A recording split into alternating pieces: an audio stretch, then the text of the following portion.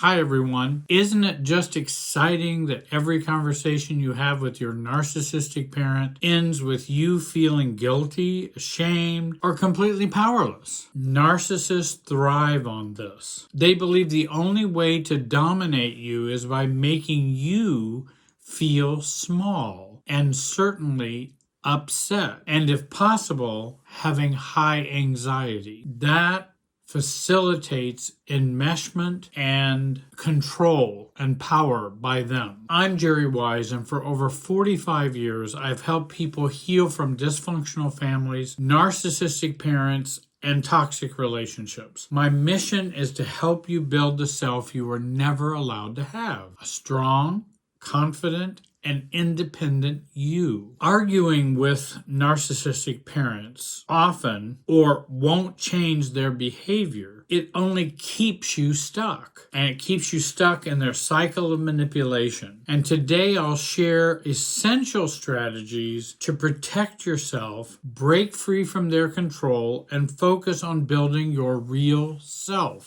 First of all, never argue or defend yourself. Arguing is a form of pursuit. Stop pursuing the narcissist through arguing. They want you to argue with them so that you will be pursuing them. And that's what arguing does. So we want to avoid that. Number 2, change your emotional location. It's important to learn about emotional location. I describe concepts like this in my free training that I have listed and also in the online program that I have. Here is a statement that would help me change my emotional location with a narcissist or a narcissistic family. And again, I want to shift my puzzle piece in a way that is not functioning like the family functions. And here's a statement that I mentioned. I am not them, and they are not me. Now, what do you want to do given they are who they are? What kind of relationship do you want? Not a fantasy relationship, but what relationship do you want? How do you want to interact with them or not, or in limited ways, or low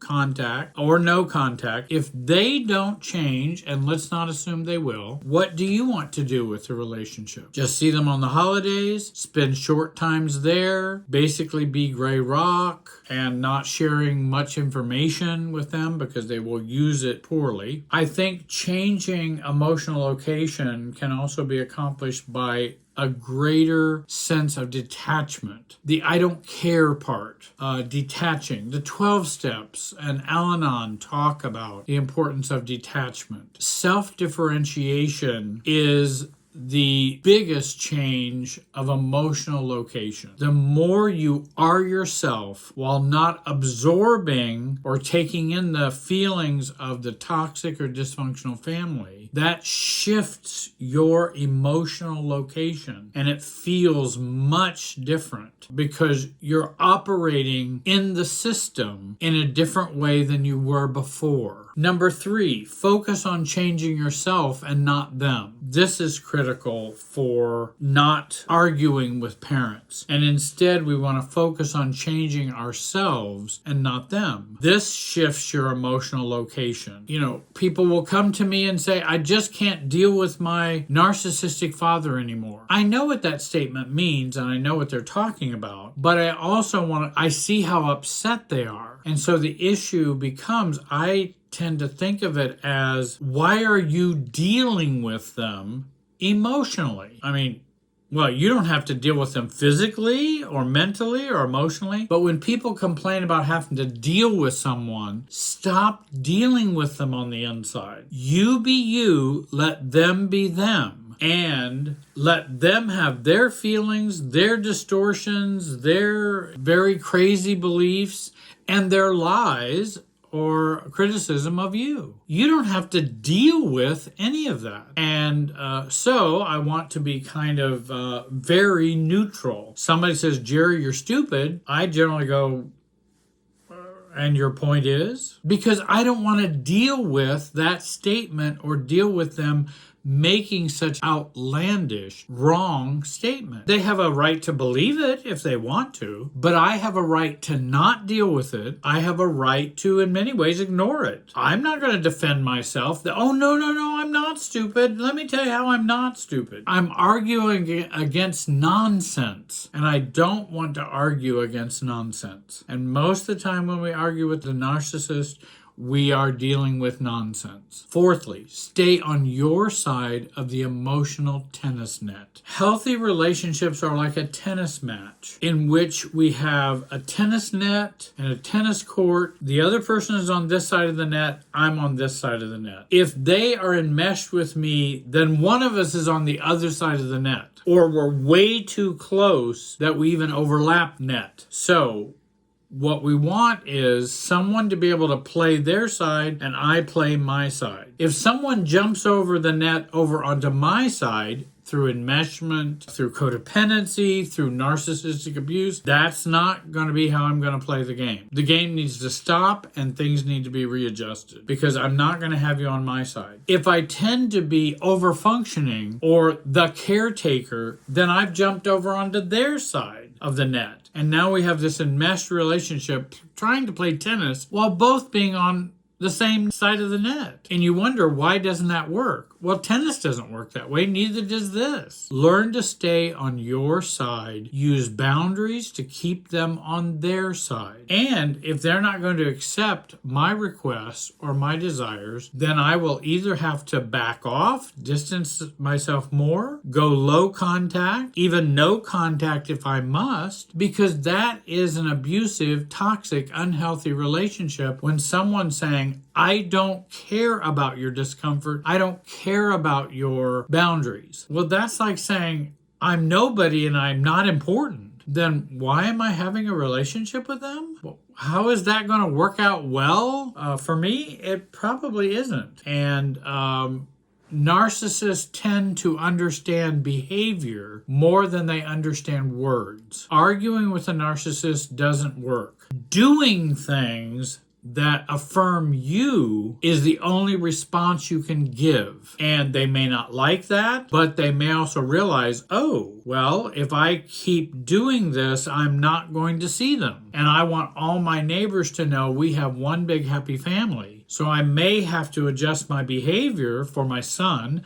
so that I get to see him, even though I'm a narcissist. And it's not because I have these warm, loving feelings. It's because I worry about what it looks like in the image. Number 5, what we want to do is not argue with them, but resist the family super self, which means I want to be me while not absorbing them emotionally. And the family super self involves the roles that we were assigned when we were growing up. It involves the way we look at different things in life, love, stick-to-itiveness, what matters to us and what doesn't. But much of that has been programmed into us, and far less has been, this is what I am choosing. And we just operate out of this script that's already written for us. To resist the family super self, we are then resisting the script and taking up, what do I want? Who am I? And what's my authentic self? We can also learn to say, this isn't me. It is my family operating in me right now, and this isn't me. So that we begin to get some detachment from that family super self that has been so much of our own hypnotic life and the trance we live with the family. And if you wonder, well, what do you mean by trance? The family has a trance. You've heard people talk about when they go home for Christmas or some holiday, and they're an adult and successful and married, have children, whatever. They get back into their family and they feel like a child. Parents treat you like a child. You treat them like they're your parents. Not adult father and mother, but parents. You become a child. That's jumping back into the family super self. That's the super self that's overdue to be let go of. It's almost like we take our umbilical cord, go home at Christmas, and plug it back into our family. But actually, we don't unplug it until we begin to deal with the family super self in our life. Because we want to unplug that umbilical cord. And it doesn't mean we don't want to be a part of a family or love a family or have a loving family or or want to be around extended family or family members. It doesn't mean that, but it means you being you doing all of that, not you being enmeshed with everyone and doing that and doing the old rules and programming that you were given. Number 6, don't look to share a reality with them. That's a very, very strong childhood wish and want. I want to share the reality of my parents because I'll feel better, or I'll feel more loved, or I'll be accepted, or I want to accept their reality. And also they love me and I love them and I want to share their reality. When we become adults, that reality can be quite different from how they see it. In other words, if they see me as stupid, that's not a reality that's in their minds that I want to share with them. I don't want to share that reality. I don't want to think that way. I don't want to think that way about other people. And I don't want to think lies about myself. Does that mean I could never act or behave in a stupid way? No, of course I can. But that doesn't make me stupid. We all are human and make mistakes and, can be jerks at times. Just because you act jerk-like at times doesn't mean you are a jerk. It means that you may be fallible as a human being. So don't look to share a reality with them, especially if they're narcissists. Often we have been trained to share our parents' and family's reality. Many times it is a malignant reality. It is a malignant normalcy. And I don't want to live according to that normalcy. Number 7, understand your role in the arguing dynamic. It is pursuit. Whenever worry is a form of pursuit, and if you already have enmeshment, worry is not going to help that. It's going to keep enmeshing you more. Arguing is a pursuit. Even though it sounds like I'm standing up for myself when I'm arguing, that's the superficial view of it. Oh, well, you're being yourself. No, you're falling into the enmeshed reactivity that's been a part of the family since you were born. Arguing is unproductive, often very unproductive. It's unhealthy recycling of the same dynamics over and over. But yet it feels like I'm kind of doing something when I'm arguing. Often it doesn't change their view, and their arguments don't change your view. What we want to do is we want to use detachment techniques. Let someone be wrong and tell yourself, so what? Okay, they think I'm stupid. They think I'm spoiled. They think I'm selfish. Whatever the narcissist thinks, they can be wrong. They have a right to be wrong. Everybody has a right to be wrong. I also have a right to go, I don't care that you think that. So what? I know it's not true. It's not who I am. But for whatever reason, you need to think that way. And often it's for manipulation and control. But I don't care. And I learn to say, so what? And, or at least think, so what? Even if I don't say it. Though there have been times I've even said, and your point is? Jerry, you're the worst therapist in the world. And I go, what? And your point is what? Because I know that to not be true. I may not be the best counselor, coach, or therapist in the world. That may be true, but I don't know, I don't know what that means, because I know I'm not the worst. So again, what are we even arguing about? Oftentimes it's not about what really is the issue. And so arguing is not going to get you anywhere. If you notice, I'm self-differentiating. Okay, well, I accept that you believe that about me. I accept that. I am different and I disagree with you. I'm differentiating. That's not me. Now what do you want to do? Because I've differentiated, I don't believe that. And in fact, that you believe that isn't really going to bother me all that much, because it's so distorted and so untrue. Number 8, declare yourself calmly and clearly. State your boundaries and needs in a matter-of-fact way without seeking their approval or permission. Be okay with disagreeing and disappointing them. I had to learn to tolerate disappointing other people more, because I never wanted to disappoint anybody, because then what's wrong with me if I'm disappointing them? Well, someone can feel disappointed, and I may not even be the cause of that. If I'm saying, oh, I can't come to the family dinner this Sunday because I have these plans. Oh, oh, we're so disappointed. We've always do this every Sunday. What? Why aren't you doing what we've always done? It's like, wait a minute. I'm not disappointing them. They just have these expectations without asking me. And then if I choose to vary from those in some way, I'm disappointing them. That's not true disappointment. Though they can feel disappointed if they want it. That's fine. I give them permission to feel disappointed. But I'm not going to save them from that disappointment by complying. And then if they become abusive, then I have to disengage if they're going to do that. Number 9, accept their limitations without trying to fix them. Letting go of the hope that they'll change frees you from the emotional entanglement and allows you to move forward. And if you're not ready to let go of the hope that they will change, then accept that you're not ready to let go of the hope that they will change. And you can say, I'm not ready to accept that my cousin, mother, father will never change. I'm not ready to accept that. At least you're staying with yourself and you're not going to be, quote, neurotic about it. You're not going to have a conflict about it. You're going to be more integrated about it. That, yeah, I'm not ready to do that. And then if I'm not ready, I want to explore what would be the downsides if I were ready, or if I did do that. What would be the downsides? Not the upsides. I know what the upsides are. Oh, great. I've let them be free and be whoever they are. That's them. And then I got to make my adjustments with them.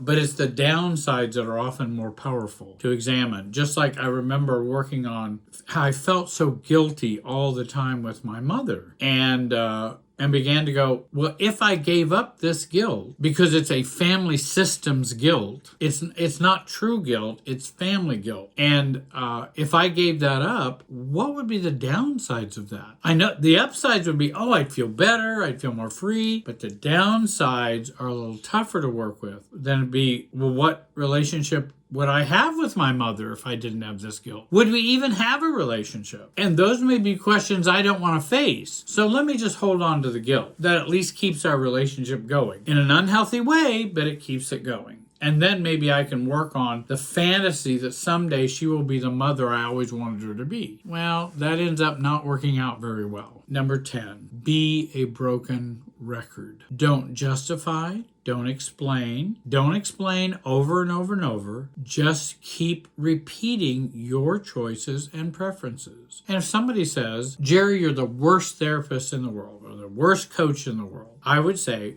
what I hear you saying is, I'm the worst coach in the world. Is that what you're saying? That is not something I agree with. That's not a perspective that I have. And so I might want to ask, what is this really about? But I'm not going to justify, I'm not going to pull out all my degrees, all my training to try to prove to you that I'm not, because that's ridiculous. And I'm just going to keep repeating that, well, you're free to see someone else. I'd be happy to refer you if you think I'm the worst. I understand. I don't believe I am, but you have a right to believe I am. Do you want to see someone else?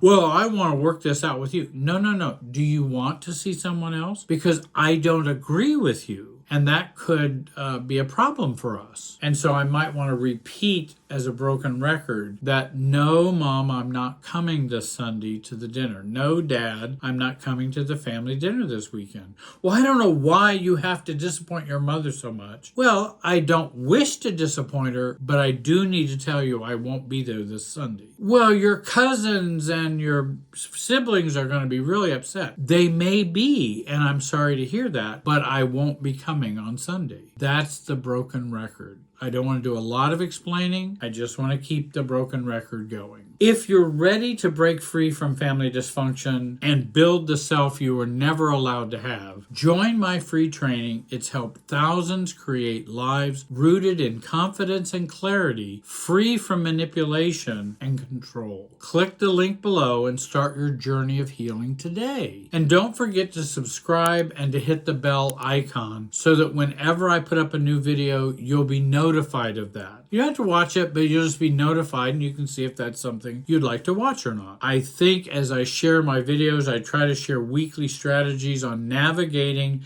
dysfunctional family dynamics, building your true self, and breaking free from manipulation. I want to thank you for watching. Have a great day. and be wise.